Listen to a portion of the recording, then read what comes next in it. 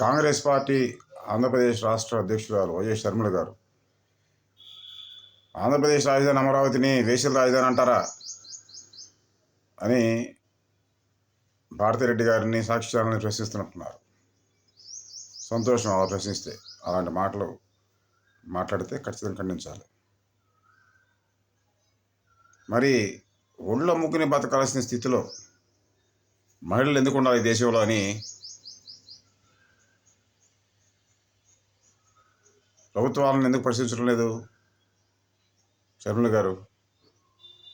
ఒళ్ళు అమ్ముకుని బతకాల్సిన దుస్థితిలో మహిళలు ఎందుకు ఉంచారు? అసలు అలా మహిళలు అలా స్థితిలో ఉంటే కదా వేశ్య అన్న మాట, ఒళ్ళు అమ్ముకుని బతకడం అనే మాట ఈ దేశంలో ఉండబట్టే కదా ఎవరెవరు అలా మాట్లాడుతున్నారు. అసలు మాట్లాడేవాళ్ళు తప్పు వేరే విషయం. అసలు అలాంటి మాటలు రావడానికి పునాది ఎక్కడో ఒకసారి ఉంది కదా. ఈ దేశంలో వేశ్యలు లేదా ఆ పదం వాడటం కాకపోతే ఒళ్ళు అమ్ముకుని బతికే దుస్థితిలో ఉండాల్సినటువంటి మహిళలు ఎందుకు ఈ దేశంలో ఉన్నారు?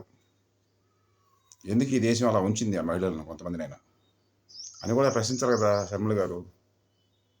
అవసరమైన మాటలు మాత్రమే మాట్లాడుకోవటం, మనస్సాక్షి లేకుండా మాట్లాడటం, ఇది కదా ఈ దేశంలో దరిద్రం.